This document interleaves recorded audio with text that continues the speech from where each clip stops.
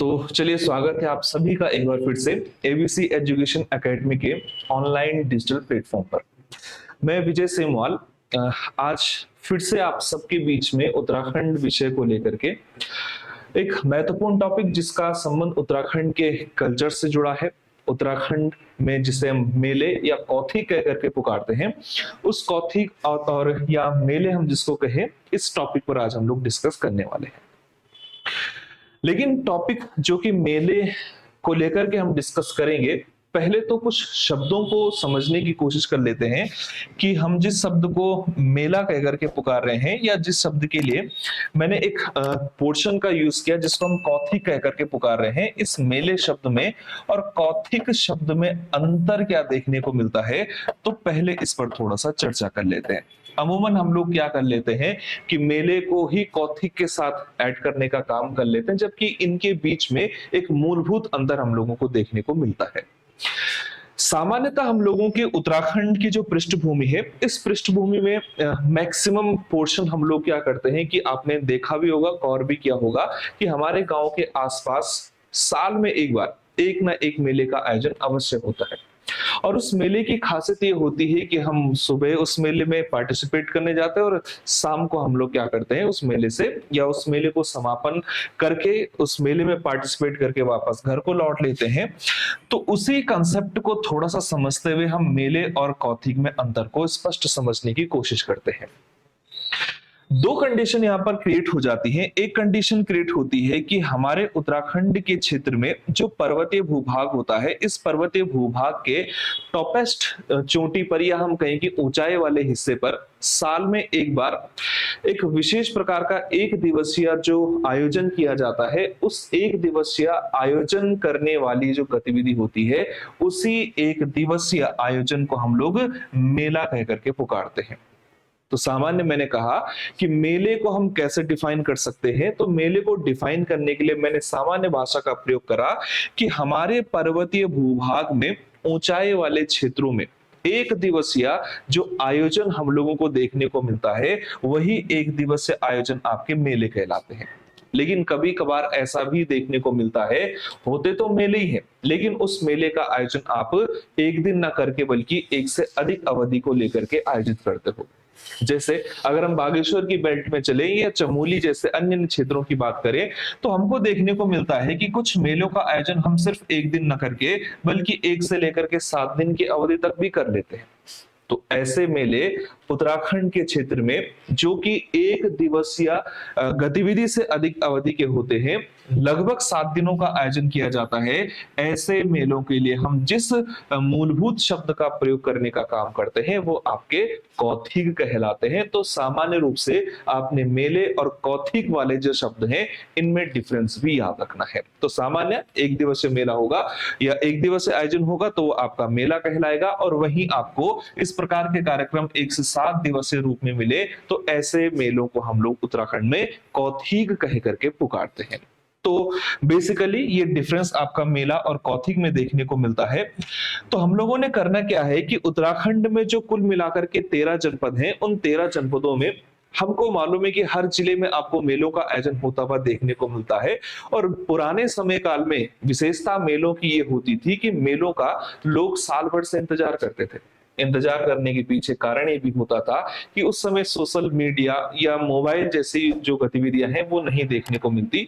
तो हमारे जो रिश्तेदार होते थे, सगे संबंधी होते थे, उनसे मिलने का एक ही अवसर विशेष रूप से आता जो कि मेलों के रूप में आयोजित करते थे। तो मेलों में ही हमारी खरीदारी होती थी, रिश्तेदारों सगे संबंधियों से भी मुलाकात होती थी। तो इसलिए काफी रोचक कंसेप्ट है। और आज के टाइम पर भी हमारे उत्तराखंड के क्षेत्र में इन मेलों का आयोजन होता है। 13 जनपद है, कहीं ना कहीं हर जनपद में आपको मेलों का आयोजन होता है। लेकिन हमको जो मेले यहाँ पर पढ़ने हैं वो एग्जाम की परिपाटी यानी एग्जाम के कंसेप्ट को लेकर के डिस्कस करने हैं।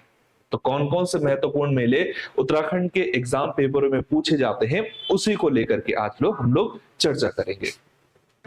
अगर हम देखें कि उत्तराखंड के पूर्वी हिस्से को, जो कि ये वाली बेल्ट है, ये बेल्ट आपकी पिथौरागढ़ की रेंज है। और मैं इस पिथौरागढ़ की बेल्ट की अगर बात करूं तो इस क्षेत्र में, इस जनपद में भी आपको कई प्रकार के विशेष मेले मिलेंगे। जिनमें कुछ विशेष मेलों में 2-3 मेलों को हम लोग डिस्कस करने का काम करेंगे। उनमें एक मेले का आयोजन इस क्षेत्र में होता है जिसको हम थल मेला कह करके पुकारते हैं। हमें इस थल मेले को लेकर के कुछ विशेष बिंदुओं पर डिस्कस करना है। थल मेले के अतिरिक्त अगर मैं इस पिथौरागढ़ की बेल्ट की बात करूं तो इसी पिथौरागढ़ की बेल्ट में एक और मेले का आयोजन किया जाता है, जिस मेले को हम लोग जौलजीबी कह करके पुकारते हैं। और जौलजीबी के अलावा इसी जनपद पिथौरागढ़ में एक और महत्वपूर्ण मेले का आयोजन होता है जिसको हम लोग बौराणी का मेला कह करके इंडिकेशन देते हैं। हालांकि ऐसा भी नहीं है कि सिर्फ 3 ही मेले यहाँ पर विशेष हैं, बहुत सारे, लेकिन उनमें से जो टॉपेस्ट वाले मेले हैं जो एग्जाम पेपर में पूछे जा सकते हैं उसमें आपका एक थल मेला, जौलजीबी और बौराणी फिलहाल मैं यहाँ पर डिस्कस करूंगा। अगर मैं इस थल मेले की बात करूं कि थल मेले की विशेषता क्या है और यहां से आपको प्रश्न क्या देखने को मिल सकते हैं, तो थल मेले की सबसे बेसिक पॉइंट आपको ये ध्यान रखना है कि जो थल मेले का आयोजन होता है ये हर साल आप उस तिथि को आयोजित करते हो जिस तिथि को हम लोग 13 अप्रैल की संज्ञा देते हैं। ध्यान से इस पॉइंट को समझते हुए चलना। अप्रैल का माह होता है और अप्रैल के इस महीने में पिथौरागढ़ के थल लोकेशन में जिस मेले का आयोजन किया जाता है उसी को हम लोग थल मेले के नाम से पुकारते हैं। अगर एग्जामिनर इस पर सवाल पूछना चाहे तो एक विशेष पॉइंट यहां पर आता है, क्योंकि 13 अप्रैल की तारीख भारत के इतिहास में बड़ी इंपॉर्टेंट है। और भारत के इतिहास में अगर हम 1919 की अवधि में एंट्री लें तो 1919 में 13 अप्रैल को पंजाब के अमृतसर की लोकेशन में एक जगह जलियांवाला पड़ती है, वहां पर एक घटनाक्रम को अंजाम दिया गया जिस घटना को जलियांवाला बागकांड के नाम से पुकारा गया। तो ध्यान रखना, यदि इससे प्रश्न पूछा जाए तो प्रश्न बन सकता है कि जलियांवाला बागकांड को राज्य में कौन सा मेला समर्पित किया गया है, तो जलियांवाला बागकांड को समर्पित मेला ही उत्तराखंड के पिथौरागढ़ में थल मेले के नाम से प्रसिद्ध है। तो केवल एक ही लाइन आपको यहां से याद रखनी है, थल मेला पिथौरागढ़ के क्षेत्र में है। हर वर्ष इसको आप 13 अप्रैल की तिथि को आयोजित करते हो और ये तिथि इसलिए इंपॉर्टेंट कही क्योंकि इस दिवस आपको या इस दिन आपको जलियांवाला बागकांड का उल्लेख मिलता है, इसीलिए ये मेला आपने जलियांवाला बागकांड को समर्पित किया है। तो थल मेला, कुछ इन की फैक्टों को लेकर के याद रखना। वहीं अगर मैं पिथौरागढ़ जनपद के अन्य मेलों की बात करूं तो उन अन्य मेलों में एक मेला जौलजीबी के नाम से काफी प्रसिद्ध है। जौलजीबी जो कि पुराने एग्जाम पेपरों में कुछ इस तरीके से प्रश्न बनाता था कि गोरी नदी और काली नदी का संगम किस स्थान पर होता है, तो गोरी और काली का जो संगम स्थल उत्तराखंड में है वही लोकेशन आपकी जौलजीबी की है। लेकिन फिलहाल हम मेलों को लेकर के डिस्कस कर रहे हैं, तो मेलों को लेकर के क्या क्या बिंदु यहां पर इंपॉर्टेंट देखने को मिलते हैं उन्हीं बिंदुओं पर थोड़ा चर्चा कर लेते हैं। अगर मैं इस जौलजीबी के मेले की बात करूं कि जौलजीबी के मेले से प्रश्न किस तरीके के पूछे जा सकते हैं, तो जौलजीबी के मेले की सबसे बड़ी खासियत यह है कि इसका आयोजन हम हर साल नवंबर के महीने में करने का काम करते हैं। और नवंबर के माह में ये जिस तिथि को आयोजित किया जाता है वो तिथि आपकी 14 से स्टार्ट हो जाती है और लगभग आपको इस मेले का आयोजन 14 से 21 नवंबर के मध्य देखने को मिलेगा। यानी यहां पर चीजें क्या है, चीजें कुछ इस तरीके से निकल करके सामने आ रही है कि जौलजीबी का मेला 14 से 21 नवंबर के मध्य आयोजित होगा। और चूंकि ये एक सप्ताह को लेकर के आयोजन करने का कंसेप्ट दर्शा रहा है तो हम इसके लिए साधारण भाषा में कौथिक शब्द का भी प्रयोग कर सकते हैं। तो जौलजीबी 14 से 21 नवंबर की तिथि को पिथौरागढ़ की बेल्ट में आयोजित किया जाएगा। लेकिन इसके अतिरिक्त इससे क्या क्या फैक्ट आपको याद रखने का पड़ सकते हैं, तो अन्य फैक्टों में अगर हम देखें तो जौलजीबी के इतिहास को लेकर के माना यह जाता है कि इस मेले की प्रॉपर तरीके से अगर किसी ने शुरुआत करने का काम किया था तो वो अस्कोट के एक शासक हुए थे जिसको ठाकुर गजेंद्र सिंह के नाम से पुकारा गया। तो सामान्य चीजें मैं फिलहाल यहां पर सामने रख रहा हूं। मैंने कहा कि जौलजीबी का मेला नवंबर माह में 14 से 21 तारीख की अवधि के बीच में आयोजित होगा और इसको प्रॉपर तरीके से शुरुआत करने वाला, प्रॉपर का मतलब है कि हर साल सीक्वेंस में इसकी शुरुआत करने का श्रेय ठाकुर गजेंद्र सिंह को गया। ठीक, अवधि कब से इसने स्टार्ट की, तो किताबों में इसका समय 1915 भी बताया जाता है, 1914 भी कहीं कहीं देखने को मिलता है, लेकिन शुरुआत इसको प्रॉपर तरीके से करने का जो श्रेय गया वो ठाकुर गजेंद्र सिंह नाम के कैरेक्टर हुए। तो दो मेले मैंने फिलहाल थल मेला, जौलजीबी की विशेषता सामने रखी, और इसी तरीके से पिथौरागढ़ की बेल्ट में जो तीसरा इंपॉर्टेंट मेला आपको याद रखना है, उस मेले का नाम हम लोग बौराड़ी का मेला कहकर के पुकारते हैं। ध्यान रखना, ये बौराड़ी का मेला 2021 में जब वीडियो का एग्जाम पेपर हुआ तो उस पेपर में भी इस तरीके का प्रश्न देखने को मिला। पूछा गया था कि बौराड़ी का मेला इनमें से कौन से स्थान पर आयोजित होता है, तो ध्यान रखना पिथौरागढ़। लेकिन इस मेले की खासियत क्या है और इस मेले से प्रश्न किस तरीके से बन सकते हैं, उन्हीं चीजों पर जरा डिस्कस कर लेते हैं। अब कई लोगों को इस शब्द को लेकर के या इस मेलों को लेकर के डाउट ये चल रहा होगा कि कईयों का जवाब तो टिहरी भी आ चुका होगा कि बौराड़ी का मेला टिहरी में लगता है। लेकिन ध्यान रखना, मैंने बौराड़ी कहा, ठीक, मेला अगर पूछे तो मेले का आयोजन आपके पिथौरागढ़ में है। इसी तरीके से बौराड़ी नाम की जो लोकेशन है वो लोकेशन पड़ती है आपकी टिहरी जनपद में, लेकिन मेला जो खासकर बौराड़ी के नाम से फेमस है वो आपकी पिथौरागढ़ की बेल्ट का है। इस मेले से प्रश्न क्या देखने को मिल सकते हैं, उनकी फैक्टरों को जरा समझना। बौराड़ी के मेले की खासियत यह है कि जब दीपावली का अवसर होता है तो दीपावली के अवसर पर, या हम कहें कि दीपावली के आयोजन के 15 दिनों के पश्चात इस मेले को खास करके प्राचीन समय काल में, या हम कहें कि पहले शुरुआत में कुछ विशेष वर्गों के द्वारा शुरू किया गया था, जिन वर्गों का संबंध कहीं न कहीं द्यूत क्रीड़ा से जुड़ा हुआ था। अब द्यूत क्रीड़ा का अर्थ है कि इस मेले का आयोजन विशेष करके जुआरियों के साथ लगाने का उल्लेख मिलता था, और इसी प्रश्न को आयोग कुछ इस तरीके से भी पूछ सकता है कि पूर्व में कौन से मेले का संबंध द्यूत क्रीड़ा से जुड़ा हुआ था, जुआरियों के साथ जुड़ा हुआ था, तो वो द्यूत क्रीड़ा से संबंधित मेला आपका बौराड़ी का मेला है। लोकेशन मैंने कहा आपकी पिथौरागढ़ की बेल्ट है, और आयोजन इसको देखें तो दीपावली के 15 दिनों की अवधि के पश्चात इसको आयोजित करने का उल्लेख मिलता है। तो 3 मेले मैंने फिलहाल आपको इस पिथौरागढ़ की बेल्ट के सामने रखे, जिसमें एक थल मेला था जिसको आपने जलियांवाला बाग कांड को समर्पित किया है, आपने जौलजीबी का मेला देखा, 7 दिवसीय स्थिति को दर्शाता है, और साथ ही साथ मैंने आपको बौराड़ी का मेला पिथौरागढ़ की बेल्ट में बताया दीपावली के 15 दिनों को पश्चात, और द्यूत क्रीड़ा से पूर्व में इसका संबंध लगाने का उल्लेख मिला है। तो 3 मेले फिलहाल मैंने आपको यहाँ पर सामने रखे। इसके अतिरिक्त भी है, लेकिन धीरे धीरे इस प्रश्नों की या इस तरीके के जो सीरीज हैं उनको हम लेकर के आगे बढ़ेंगे। अगर मैं इस पिथौरागढ़ की बेल्ट से और अन्य जनपदों की ओर चलूं तो अन्य जनपदों में से एक जनपद आपका चंपावत पड़ता है, और मैं इस चंपावत की अगर खासियत देखने का काम करूं और मेलों को लेकर के देखूं तो चंपावत के क्षेत्र में एक मेला बड़ा प्रसिद्ध है, जिस मेले को हम लोग बगवाल मेला कहकर के पुकारते हैं। ठीक, न सिर्फ बगवाल मेला हमको यहां से याद रखना है, बल्कि बगवाल के अतिरिक्त इसी क्षेत्र में आपको एक और मेले का उल्लेख देखने को मिलता है, जिस मेले को हम पूर्णागिरि के नाम से इंडिकेशन देने का काम करते हैं।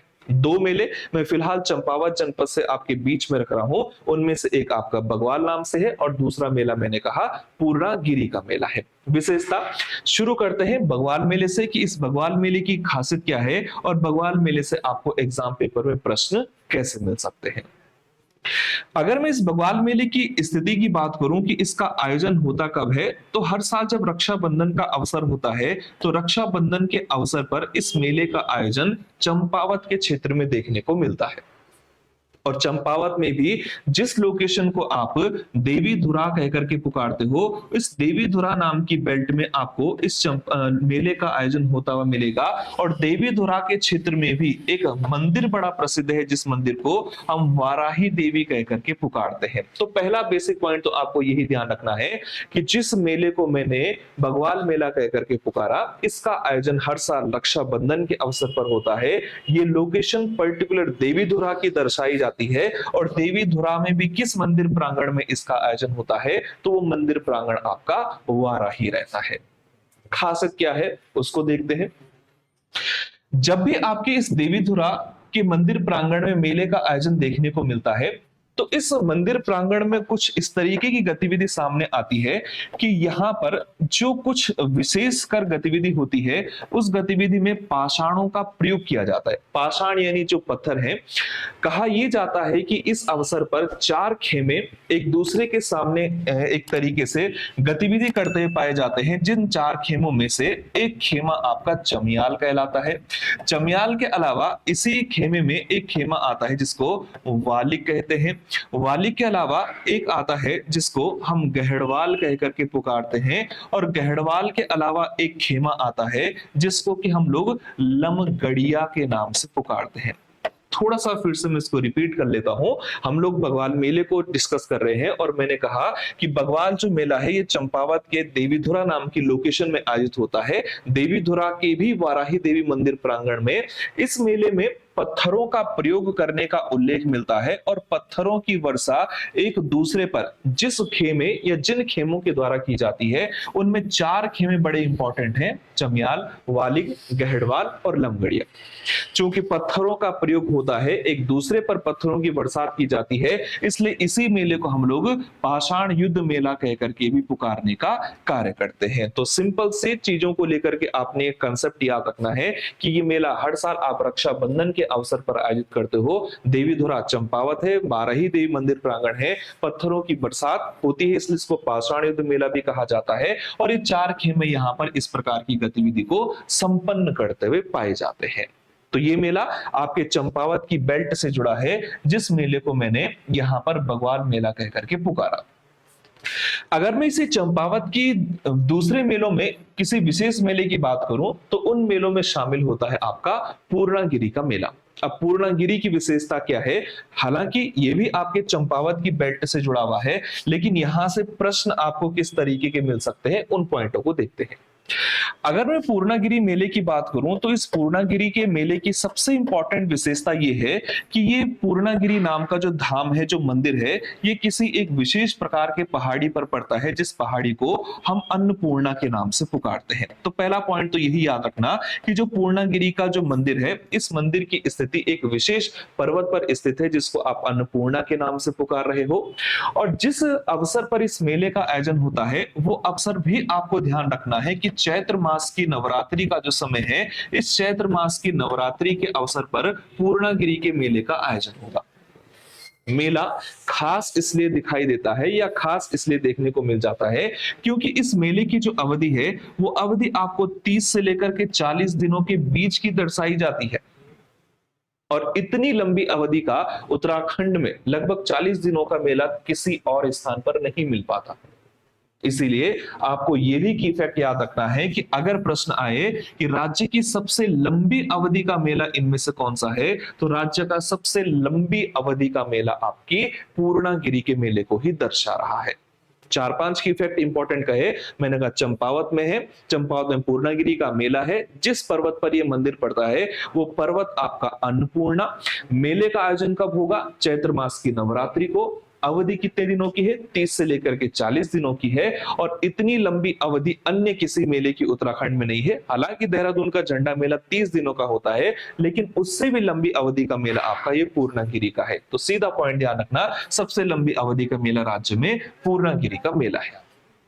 अगला, अगर मैं इस पूर्णागिरि मंदिर की बात करूं तो पूर्णागिरि मंदिर की विशेषताएं कई रूपों में देखने को मिलती हैं और उनमें से एक रूप यह है कि इस पूर्णागिरि देवी को हम जिस नाम से या जिस अन्य नाम से जानते हैं, इसे उत्तराखंड की वैष्णो देवी कह करके भी पुकारा जाता है। आपको मालूम होगा कि सती माता के शरीर के अलग अलग अंग अलग अलग स्थानों में गिरे और वो आपके सिद्धपीठ कहलाए। जैसे सर गिरा तो कहा गया कि सुरकुंडा बना, कुंज भाग गिरा तो कुंजापुरी बना, बदन गिरा तो चंद्रबदनी बना। ऐसे ही उत्तराखंड के चंपावत की लोकेशन में सती माता का जो भाग था नाभि के रूप में गिरा, तो ध्यान रखना कि इस भूखंड में आपकी सती माता का नाभि वाला भाग गिरा था। तो इसकी मान्यता कुछ इस तरीके से इतिहास में देखने को मिलती है। तो ये जो कुछ पॉइंट्स मैंने आपके सामने रखे, ये आपके पूर्णागिरि मेले से जुड़े हुए हैं। बढ़ते हैं आगे और देखते हैं कि कुछ और विशेष प्रकार के मेले कौन कौन से हैं। अगर मैं अन्य जनपदों की बात करूं, अभी फिलहाल मैंने पिथौरागढ़ बताया, पिथौरागढ़ के अलावा मैंने आपको चंपावत की कहानी बताई या मेले की कंसेप्ट को सामने रखा। अगर मैं इसके अतिरिक्त देखूं तो उत्तराखंड का एक लोकेशन पड़ता है बागेश्वर। बागेश्वर भी मेलों को लेकर के काफी इंपॉर्टेंट है, और बागेश्वर को लेकर के कौन सा मेला हमारे लिए काफी इंपॉर्टेंट काम निभाएगा, तो ध्यान रखना कि बागेश्वर के क्षेत्र में जो सबसे इंपॉर्टेंट मेलों को लेकर के ध्यान रखना है, उसमें एक रहेगा आपका उत्तरायणी। आप लोगों ने कई बार लोक गीतों में भी उत्तरायणी कौथिक शब्द का पोर्शन सुना होगा, तो वही उत्तरायणी मेला आपके जिस जनपद में आयोजित होता है वो जनपद आपका बागेश्वर। बागेश्वर की खासियत को देखें तो बागेश्वर नाम की पर्टिकुलर जो स्थान है वो दो इंपॉर्टेंट नदियों के संगम पर बसा हुआ है, जिसमें एक तरफ से आपको सरयू का उल्लेख मिलेगा और दूसरी तरफ से एक नदी गोमती के नाम से यहाँ पर आती हुई देखने को मिलती है। तो सरयू और गोमती के संगम पर आपका बागेश्वर, और इसी लोकेशन पर आपको उत्तरायणी मेले का उल्लेख मिलेगा। खासियत क्या है इस मेले की, वो समझ लेते हैं।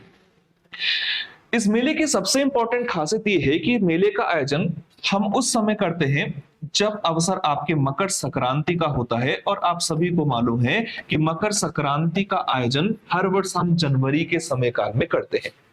कहा यह जाता है कि मकर संक्रांति या इस मेले की जो शुरुआत है वो लगभग 14 जनवरी से स्टार्ट होती है, और लगभग इस मेले का आयोजन हम 21 जनवरी की अवधि के तक करते हैं।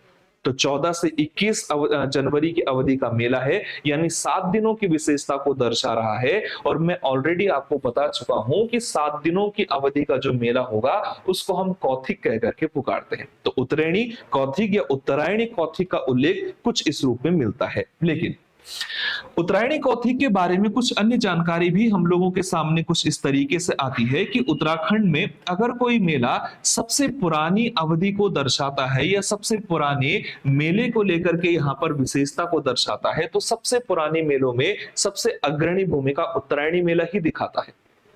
माना यह गया है कि उत्तराखंड के क्षेत्र में एक व्यक्ति ई सोरमेन ओकले जब भी यात्रा वृतांत करने पहुंचा था, तो उन्होंने आगे चल करके एक पुस्तक लिखी थी, जिस पुस्तक को होली हिमालय कह करके पुकारा गया। ध्यान से पॉइंट को समझना। मैंने कहा कि एक पुस्तक बड़ी इंपॉर्टेंट है, जिस पुस्तक को हम होली हिमालय के नाम से पुकारते हैं। इस होली हिमालय नाम की पुस्तक को लिखने का जो काम किया था वो कैरेक्टर आपका ई सोरमेन ओकले रहे।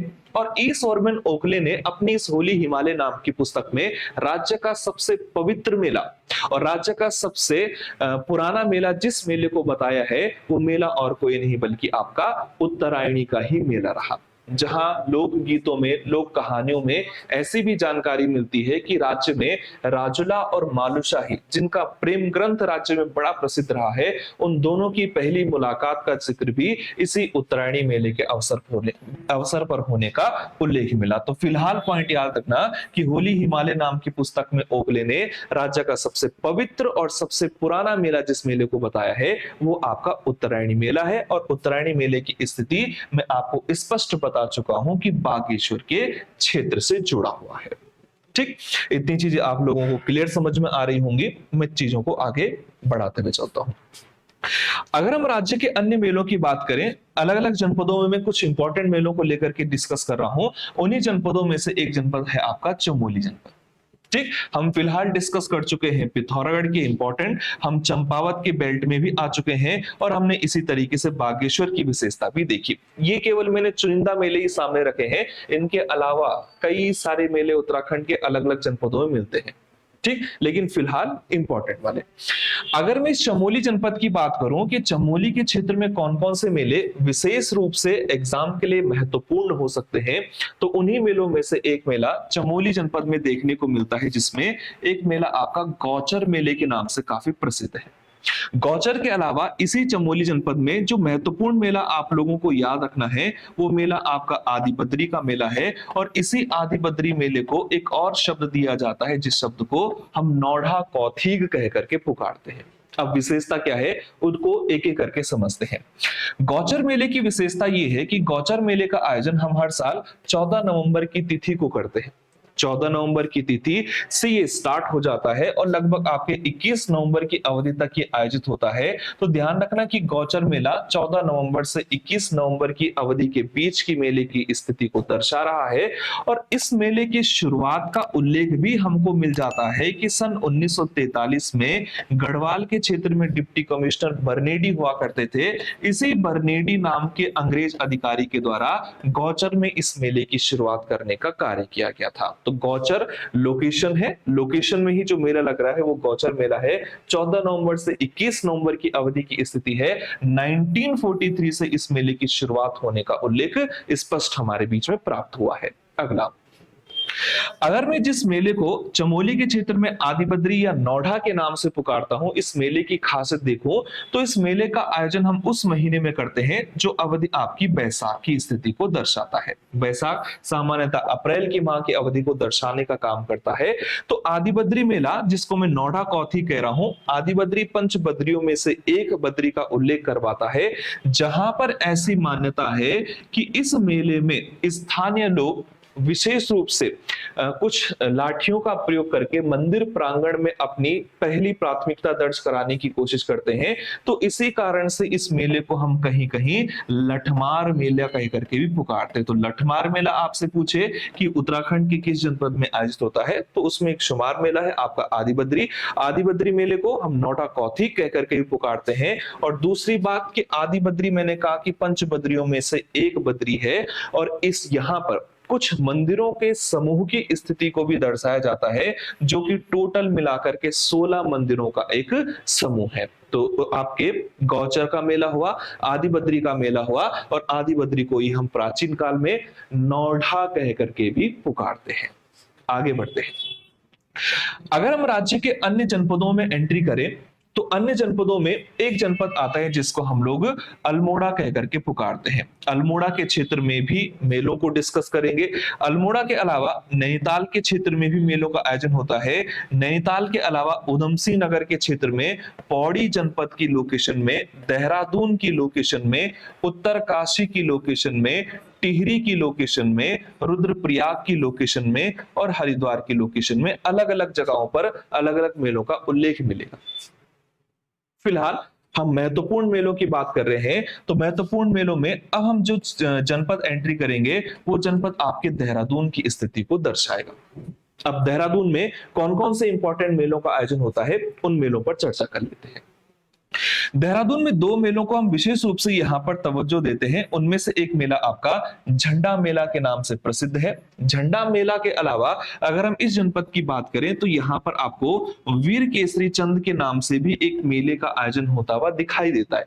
हालांकि इसके अलावा भी कई प्रकार के मेले हैं जिसमें बिस्सू मेला शुमार होता है। बिस्सू मेले के अतिरिक्त भी इस देहरादून जनपद के कई मेले हैं, लेकिन फिलहाल में दो मेले, झंडा मेला और वीर केसरी चंद को समर्पित मेला, इन पर थोड़ा सा डिस्कस करूंगा। अगर मैं झंडा मेला की बात करूं तो इस झंडे मेले का आयोजन देहरादून के पटेल नगर के क्षेत्र में धामावाला नाम की एक लोकेशन में आयोजित किया जाता है। उत्तराखंड के इतिहास में इस पटेल नगर के धामावाला का भी बड़ा इंपॉर्टेंट रोल है। जब पंवार वंश की सत्ता का उल्लेख मिलता है और पंवार वंश की सत्ता में फतेहपति शाह और प्रदीप शाह नाम के दो शासकों का उल्लेख आता है। धामावाला नाम की जगह आपके सिख गुरु राम राय को भेंट करने का जिक्र मिलता है। प्रदीप शाह ने ये क्षेत्र उनको भेंट किया था। तो उसी धामावाला की लोकेशन में हम हर साल होली के 5वें दिन पर क्या करते हैं, इस झंडा मेले का आयोजन करते हैं। ध्यान रखना, आपसे एग्जाम पेपर में न सिर्फ मेले की लोकेशन पूछी जा सकती है बल्कि मेले की अवधि पर भी प्रश्न बनते हैं, तो वो भी चीजें आपको गौर करनी होगी। मैंने कहा कि झंडा मेले का जो आयोजन है वो होली के 5वें दिवस पर अवसर पर आयोजित किया जाता है। और होली का 5वां जो दिवस होता है, यानी होली के 5वें दिन गुरु राम राय का जन्म दिवस के रूप में मनाया जाता है। तो उन्हीं के जन्म दिवस को विशेष रूप से आयोजित करने के लिए यहाँ पर हम जो मेले का आयोजन करते हैं उसी को झंडा मेला कहा गया। और इस झंडा मेला की अगर अवधि को देखा जाए तो ये आपके 30 दिनों की अवधि को दर्शाता है। तो सिंपल दो लाइनों में फिलहाल इसको ध्यान रखना, होली के 5वें दिन की स्थिति है, देहरादून की लोकेशन है और अवधि मैंने कहा इसकी 30 डेज की रहेगी। देहरादून के महत्वपूर्ण मेलों में वीर केसरी चंद का मेला भी इंपॉर्टेंट रोल निभाता है। वीर केसरी चंद वही वीर जवान जौनसार बाबर का, जिसको कि जौनसार बाबर का पहला स्वतंत्रता संग्राम सेनानी की पदवी प्राप्त है। आजाद हिंद फौज के सिपाही थे, सुभाष चंद्र बोस से काफी प्रभावित थे, इसीलिए उन्होंने आर्मी ज्वाइन की। और जो उन्होंने आजाद हिंद फौज को ज्वाइन किया तो आगे चल करके आपको इतिहास भी पता होगा कि इम्फाल में पुल को बम से उड़ाने की जो साजिश थी उसमें अंग्रेजों के हत्थे चढ़ जाते हैं और कम अवस्था में ही इनको फांसी पर लटका दिया जाता है।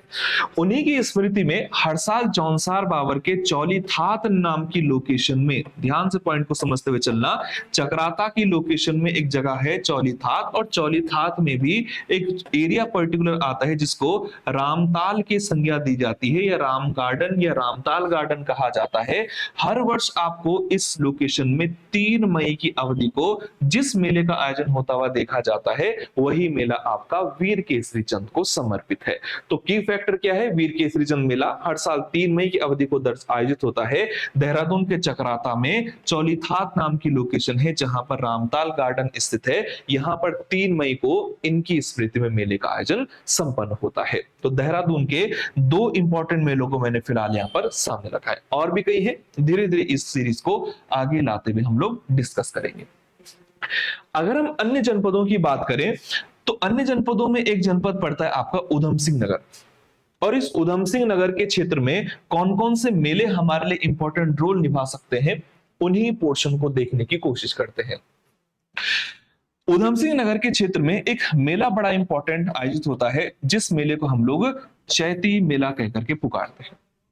चैती मेले के अलावा अगर हम देखें तो इसी उधम सिंह के क्षेत्र में या उधम सिंह नगर के क्षेत्र में एक दूसरा इंपॉर्टेंट मेला लगता है जिसको कहीं कहीं अटरिया भी लिखा जाता है, कहीं कहीं इसी मेले को आप लोग अटारिया मेला कहकर के भी पुकारते हो। खासियत क्या है एक एक करके समझते हैं। चैती नाम का जो मेला है, इस मेले को उधम सिंह नगर का काशीपुर नाम की जो लोकेशन है, इस काशीपुर नाम की लोकेशन में आयोजित किया जाता है। और काशीपुर में इस मेले को हर साल हम चैत्र मास की जो नवरात्रि है इस अवसर पर आयोजित करते हुए देखते हैं। सबसे इंपॉर्टेंट बात यह है कि चैती मेले में उत्तराखंड की एक विशेष प्रकार की जनजाति बढ़ चढ़ करके हिस्सा लेती है, जिस जनजाति को उत्तराखंड के क्षेत्र में हम लोग बोक्सा कह करके पुकारते हैं। तो ध्यान रखना, चैती मेला जो कि चैत्र मास में आयोजित होता है, काशीपुर इसकी लोकेशन है, और राज्य की बोक्सा नाम की जनजाति है, ये जनजाति इसमें बढ़ चढ़ करके हिस्सा लेने का काम करती है। इन्हीं मेलों में उधम सिंह नगर के क्षेत्र में एक और अन्य इंपॉर्टेंट मेले का आयोजन होता है जिसका नाम अटरिया या अटारिया भी इसको कहा जाता है। और इस मेले की पर्टिकुलर अगर हम लोकेशन देखने की बात करें तो उत्तराखंड का रुद्रपुर नाम का जो पड़ाव है, इस रुद्रपुर नाम के स्थान पर अटरिया मेले का आयोजन होता है। और मेले की खासियत यह है कि इस मेले को हम लोग जिस समय काल में आयोजित करते हैं वो अवधि आपकी ये भी ध्यान रखने की अप्रैल माह से जुड़ी हुई है, जहां ऐसी मान्यता कही जाती है कि प्राचीन काल में, या हम कहें कि जब राजा रजवाड़ों का दौर चल रहा था और कुमाऊं में चंद्रवंश का शासन था, तो चंद्रवंश के एक शासक बड़े इंपॉर्टेंट हुए हैं जिसको रुद्रचंद कहा जाता है। इसी रुद्रचंद नाम के व्यक्ति ने इसी रुद्रपुर नाम के स्थान पर जिस मंदिर की स्थापना की वो देवी आपकी अटरिया थी। तो अटरिया मंदिर का निर्माण पूछे तो रुद्रचंद नाम का व्यक्ति, अटरिया मेले के स्थान की लोकेशन पूछे तो रुद्रपुर नाम की लोकेशन, और माह पूछे तो कब इसका आयोजन होता है, ध्यान रखना है इसको आप अप्रैल माह में आयोजित करते हो। तो उधम सिंह नगर जनपद में 2 इंपॉर्टेंट मेले मैंने आपके बीच में सामने रखे। आपका काम होगा कि ऐसे ही करके आपने छोटे छोटे मेले उठाने हैं। शुरुआत में ऐसा भी नहीं करना कि एक साथ 50 मेले याद कर रहे हो, शुरुआत बेसिक से करनी है, 2-3 मेले, और इसी तरीके से आप पूरे जनपद में या पूरे उत्तराखंड में कौन कौन से महत्वपूर्ण मेले हैं उनको याद करोगे। ठीक, अगर मैं अन्य जनपदों की बात करूं कि कहां कहां पर कौन कौन से महत्वपूर्ण मेलों का आयोजन किया जाता है, तो उन्हीं जनपदों में से एक जनपद आपका पौड़ी नाम की लोकेशन से दर्शाया जाएगा। ठीक, अब पौड़ी में कौन कौन से मेले इंपॉर्टेंट रूप से आयोजित किए जाते हैं, तो उन्हीं मेलों में से एक मेला आता है जिसको हम गिंदी का मेला कह करके पुकारते हैं। ठीक, तो गिंदी का मेला आपको कुछ इस तरीके से किताबों में देखने को मिल सकता है कि इसको आप लोग गेंदी का मेला का नाम भी देते हो। मेला बड़ा इंपॉर्टेंट है, इंपॉर्टेंट इसलिए क्योंकि ये पौड़ी के थल नाम का जो नदी है, इस थल नदी के किनारे आयोजित होने का उल्लेख दर्शाता है। और एक लोकेशन जो कि आपकी डांडा मंडी नाम से है, इस डांडा मंडी के क्षेत्र में इसका विशेष रूप से आयोजन किया जाता है। अब ऐसा भी नहीं है कि सिर्फ डांडा मंडी में ही इसका आयोजन होता हो, पौड़ी के अधिकांश क्षेत्रों में इस तरीके के मेले का आयोजन किया जाता है, जिसको मैं यहाँ पर गिंदी या गेंदी का नाम दे रहा हूँ। लेकिन कुछ पड़ाव ऐसे होते हैं जिन पड़ाव में मेलों की एक तरीके से जो उपलब्धता है या जो उनके एक तरीके से उपलब्धता है वो काफी चरम स्थिति पर पहुंच जाती है या पॉपुलैरिटी कहे तो उन्हीं पॉपुलर स्थानों में से एक स्थान पौड़ी जनपद में डांडा मंडी है। और अगर नदी पॉपुलर पूछे तो थल आपको ध्यान रखना है, लेकिन विशेषता क्या है इस मेले की उसको भी देख लेते हैं।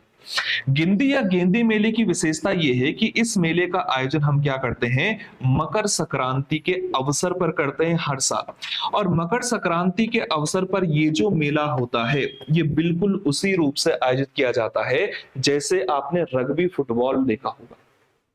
माना यह जाता है कि यहाँ पर एक पूर्व समय काल में घटना घटी थी, कुछ कहानियां लोक गाथाओं को लेकर के मानी जाती है कि यहाँ पर किसी एक छोटी बालिका के निधन का उल्लेख मिला, वही आगे चल करके लोक गाथाओं में जागरों में भटपुड़ी देवी के नाम से प्रसिद्ध हुई। और कहा यह भी जाता है कि यहाँ पर इसी नाम से एक मंदिर स्थापित है। तो कहीं ना कहीं इस मेले का संबंध आपको धार्मिक स्थिति को लेकर के देखने को मिलता है, जहां पर मैंने कहा कि रग्बी फुटबॉल की भांति यहाँ पर कार्यक्रम का आयोजन होता है। यह भी कहा जाता है कि ये जो मेला है इस मेले का एक अन्य नाम सात खून माफ मेला है। तो ध्यान रखना कि अगर आपसे प्रश्न पूछा जाए कि सात खून माफ मेला किसको कहा जाता है तो सात खून माफ मेला आपका इसी गिंदी या गेंदी मेले के लिए प्रयोग में लाते हैं। तो पौड़ी का एक मेला मैंने अभी फिलहाल सामने रखा हुआ है जिसको गिंदी या गेंदी के नाम से पुकारते हैं। अगर मैं अन्य जनपदों की बात करूं कि अन्य जनपदों में कौन कौन से जनपदों में और विशेष मेले का आयोजन होने का उल्लेख मिलता है, तो उन्हीं जनपदों में से एक जनपद आपका टिहरी पड़ता है। टिहरी में जिस महत्वपूर्ण मेले का आयोजन विशेष रूप से किया जाता है उसमें एक मेला काफी इंपॉर्टेंट है जिसको कि हम मौड़ कह करके पुकारते हैं। हालांकि ऐसा नहीं है कि मौड़ मेले का आयोजन सिर्फ और सिर्फ टिहरी में हो। अब इसलिए मौड़ थोड़ा सा फेमस टिहरी के क्षेत्र का है क्योंकि यहाँ पर एक लोकेशन जौनपुर के नाम से पड़ती है और जौनपुर के क्षेत्र में एक नदी बड़ी इंपॉर्टेंट बहती है जिस नदी को हम अगलाड के नाम से पुकारते हैं। इसी अगलाड नाम की नदी में यह मेला सबसे प्रसिद्धि प्राप्त कर चुका है। जबकि इसके अतिरिक्त इसका आयोजन आप रवाई घाटी में भी करते हो, आप जौनसार पावर के भी कई सारे क्षेत्रों में करते हो, लेकिन उन क्षेत्रों में जो सबसे पॉपुलर आपका ये मौड़ मेला आयोजित होता है उनमें जौनपुर की एक नदी है जिसको आप अगलाड कह करके पुकारते हो। मेले की पृष्ठभूमि को समझ लेते हैं। मौड़ मेला अगर हम देखें तो ये एक ऐसा मेला है जिस मेले में स्थानीय जो लोग हैं वो मछली पकड़ने का कार्यक्रम तय करते हैं, आयोजन करते हैं। और मछली पकड़ने का जो इनका साधन है उसमें यह माना जाता है कि ये टिमरू के पाउडर का प्रयोग करके इस मेले के द्वारा मछलियों को पकड़ने की गतिविधि संपन्न करते हैं। और चूंकि मैंने कहा कि जिस नदी में ये सबसे ज्यादा फेमस हो चुका है वो वर्तमान में जौनपुर की अगलाड नाम की नदी है। कई बार ये प्रश्न एग्जाम पेपर में आ चुका है कि मौड़ मेला किस नदी के किनारे लगता है या किस नदी में लगता है, तो पॉपुलर नदी पूछता है वो अगलाड है। मैंने कहा क्या कार्यक्रम होता है, मछलियों को पकड़ने की प्रोसेस है। और जिस प्रकार के पाउडर में या जिस प्रकार के पाउडर को टिमरू का पाउडर कहा गया है, इसी टिमरू के पाउडर के प्रयोग द्वारा मछलियों को पकड़ने की प्रोसेस यहाँ पर संपन्न की जाती है। 2 पॉइंट और सुन, मौड़ मेले को हम अलग अलग प्रकार की नदियों में आयोजित करने का काम करते हैं। ठीक, कभी ऐसा भी देखने को मिल जाता है कि नदी छोटी होती है और कभी कभी नदी का स्वरूप बड़ा भी देखने को मिलता है। जब भी कभी इस मौड़ मेले का आयोजन बड़ी नदियों में करने का उल्लेख हो तो ऐसे मौड़ मेले को हम लोग क्या कहते हैं, जतरियार मौड़ कह करके पुकारते हैं। तो ध्यान रखना, मौड़ मेले, मौड़ शब्द के भी अलग अलग प्रकार देखने को मिलते हैं, उनमें एक जतरियार शब्द का यूज होता है।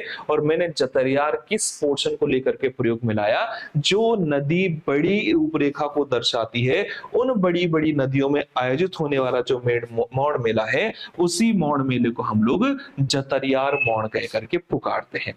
ठीक, तो यहां तक के जो की फैक्टर थे मैंने आपको सिंपल तरीके से कुछ विशेष जनपदों में एंट्री करवाई। उन विशेष जनपदों में कौन कौन से इंपॉर्टेंट मूल रूप से मेलों का आयोजन होता है, उन मेलों की विशेषता को सामने रखा। इसके अतिरिक्त भी कई सारे मेले अलग अलग जनपदों में, पिथौरागढ़ हो, बागेश्वर हो, उधम सिंह नगर हो, टिहरी हो, पौड़ी हो, अलग अलग मेलों का अलग अलग समय या कालों में उल्लेख मिलता है। लेकिन फिलहाल सिर्फ इंपॉर्टेंट मेलों को मैंने आपके सामने रखा। इस लेक्चर में इन्हीं टॉपिक्स को लेकर के या इन्हीं मेलों को लेकर के मैं अपने आप को यहां पर विराम दूंगा। इसके बाद मेलों की जो अगली सीरीज है, उस अगली सीरीज में हम लोग अन्य प्रकार के विविध मेलों का उल्लेख करेंगे। ठीक है, तो आज मैं इस टॉपिक को यहां पर छोड़ रहा हूं। मिलते हैं जल्दी ही नेक्स्ट टॉपिक, नेक्स्ट लेक्चर में। धन्यवाद।